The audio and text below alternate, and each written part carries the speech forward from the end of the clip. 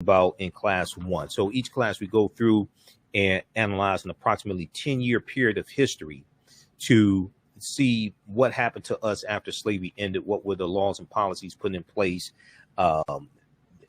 reversing gains that we made during Reconstruction, things like this. So in class number 1, we start with events that lead up to the Civil War taking place. Civil War is 1861 to 1865.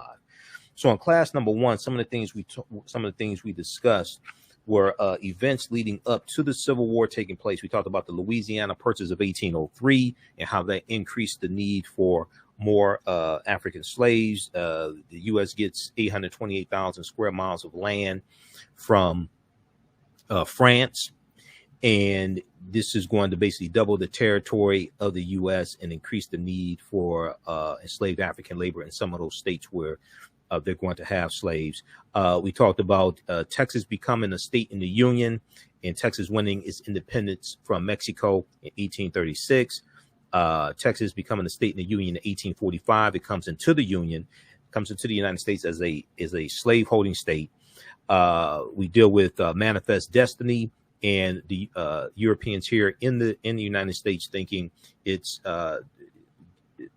divine providence for them to take over the entire North American continent, spread democracy and capitalism, and take over this land. We deal with the Mexican-American War of 1846, 1848, which is really dealing with the U.S. wanting to take over the North American continent and take land from Mexico. It deals with a territorial dispute. The Treaty of Guadalupe Hidalgo of 1848, which ends the Mexican-American War, and the U.S. gets Colorado, Arizona, New Mexico, California, Utah, and Nevada from Mexico. We get all that land for about $15 million as a result of the Treaty of Guadalupe Hidalgo. And because of this land coming in, becoming territory of the U.S., then this leads to the Compromise of 1850.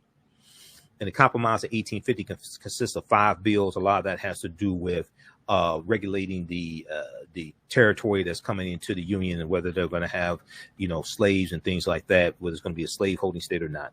But one of the most important bills is the Fugitive Slave Act of 1850, which is part of the Compromise of 1850. And this intensifies the abolitionist movement, and it makes it more dangerous for runaway slaves who are up north. Okay. The sheriffs can deputize white people to go capture these runaway slaves. It removes habeas corpus. It removes their right to have a jury trial, and they can just be captured and turned back over to their slave owners or taken back to the South. So this causes more runaway slaves to go into Canada. That is the Fugitive Slave Act of 1850. We talked about that as well. We talked about the Kansas-Nebraska Act of 1854, which dealt with whether it left it up to the people moving into those westward territories, Kansas, Nebraska, things like this. It left it up to them whether or not they would have slavery in those territories, as opposed to it being dictated to them by the federal government.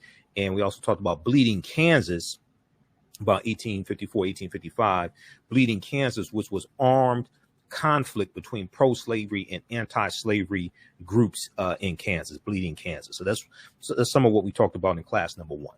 So as soon as you register, you can watch class number 1. Visit AfricanHistoryNetwork.com, AfricanHistoryNetwork.com. We have the information there, and also we posted the link here as well. And then also we have for the other class I teach, Ancient Kemet, the Moors, and the Ma'afa, Understanding the Transatlantic Slave Trade, what they didn't teach you in school. We have a new session of this starting up. This is going to be on Sunday, September 19th. I pushed it back a week. It's going to be Sunday, September 19th, class number 1, 10-week online course. We deal with thousands of years of history and what leads up to the transatlantic slave trade taking place. This is going to be 12 noon to 2 p.m. Eastern Standard Time. Class number 1 will start up Sunday, September 19th, 12 noon to 2 p.m. Eastern Standard Time. As soon as you register this bonus content, you can watch. Visit AfricanHistoryNetwork.com to register for that class also. All right, look, we have to get out of here. Remember, at the African History Network, we focus on educating, empowering, and inspiring people of African descent throughout the diaspora and around the world, because right now it's correct your own behavior. It's not over till we win. Wakanda forever. Thanks for tuning in.